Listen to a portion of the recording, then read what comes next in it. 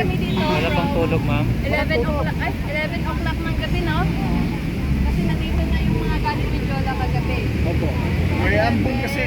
Oo, hanggang 3. Nag-stay kami dito hanggang 3 a.m. Wow, Na. Wala kaming ano, Sacrifice? hindi kami naka-uniform ngayon ng I am not a Filipino for nothing. Gawa ng Okay. basa. Tapos yung bagong parating namin na deliver, hindi namin nakuha kanina sa Shopee kasi ang aga dumating. Ayan mga bayan. Hindi namin naabutan. So baka bukas pa dumating yun ulit. Ma'am, mensahe natin kay Tatay Digo. Message namin is belated happy birthday po. PRT, stay strong lang. And tiwala lang kasi alam namin malalagpasan mo yan kasi napaka-bright mo. Tapos yung health mo lang talaga, be strong lang at pray lang kasi hindi ka namin pababayaan. Nandito na kami na patuloy na susuporta at maniniwala na malalagpasan mo yan. Kahit yung kay Bibi Sara, tiwala kami na hindi ka ma-impeach. Basta ano lang, stay strong lang at harapin lang natin yung ano, yung mga buwabatikos. Tama ba? Tama ba yung Sige po. Opo, yun lang po. At sa mga anti-Duterte, sige, tuloy nyo lang yan. Basta kami, papanig kami sa kung ano yung alam namin tama. So, yun lang po. Thank you. Saan ba province yung mama? Hello, Bisaya. babagitin ko ba? Saya ba? Originally from Aklan po. Pero, Aklan. yes, Aklan. Ikaw? Pero, nagsistay kami dito sa Quezon City po, sa Cubao. Opo. Thank you po. Wow, mga bayan. Wala na akong tanong? Hintay na lang po pupunta kami dito kasi hindi kasi talaga namin alam kung saan ba talaga yung pinaka-venue tonight or today. Kasi nga, pag namin, na akala namin dito, pag hindi ko lang is Jola ulit. Pero di pa pinapalayos tayo. Ma'am, Sige po, thank you. ma'am, ano ho ba yung masasabi niyo sa kasalukuyang ano ngayon, administrasyon? Ay, sa ano po, sorry. Sa administrasyon ngayon. Kumusta po yung ano nila ngayon? Performance sa kanilang Performance. Nakikita naman po natin, hindi Bilang naman po Pilipino kailangan pang sabihin natin kasi nakikita natin, mulat na tayo sa kung ano yung nangyayari sa realidad.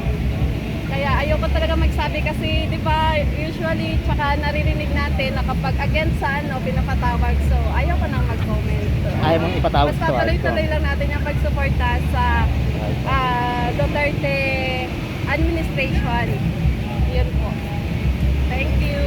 So, ma'am, sakaling start na yung pagdinig sa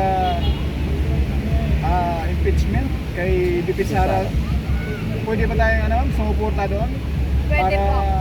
As long pagtanggol as- natin yes, ang of ating course Vice naman President, po. next President? Yes, kasi all the way tayo kay VP Duterte. Tsaka lahat naman po, from PRD, nandun po yung suporta natin. So, walang atrasan yun. Tuloy-tuloy lang.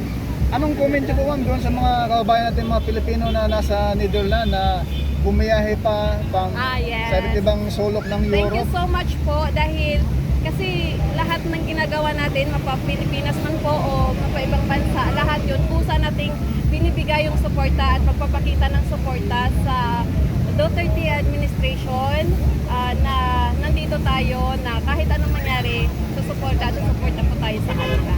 Ma'am, papayag po ba kayo sa may nag-comment dito na i-extend daw ang BBM Ay, pagka-presidente niya? ayaw ko Sir? sana magsalita pero magbigay lang ako ng Sige po, konting konti. ano. Ayaw, wag na. Kasi nga, nakikita naman natin, Walang kwenta?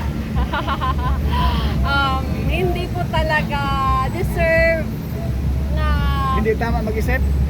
yes, dapat po talaga as much as possible, as soon as possible, dapat Umalis na? Sara, si VP Sara na talaga yung nasa posisyon. Kasi napupunta na tayo sa hindi na natin maintindihan kung may direction pa ba, may tamang direction pa ba yung kasalukuyang administrasyon ngayon or wala na talaga wala na.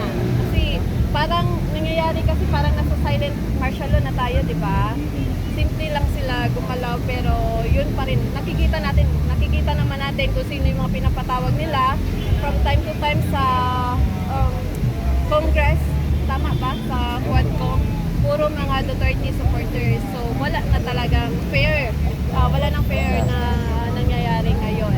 So yun lang po. Salamat ma'am. Ma'am, salamat po. Maraming akla, no? Umpisa na po tayo. Talagang bumiyahe pa si ma'am dito sa Manila para magbigay suporta kay Tatay Diggs. Thank you po. Sa Mindula, pumunta kayo kagabi. Actually, pumunta kami. Yung kasama ko pumunta. Kaya lang, hindi na namin naabutan gawa nga ng pinaalis na ng mga pulis. Lumipat na dito sa Liwasang Bonifacio. So, dito na lang po kami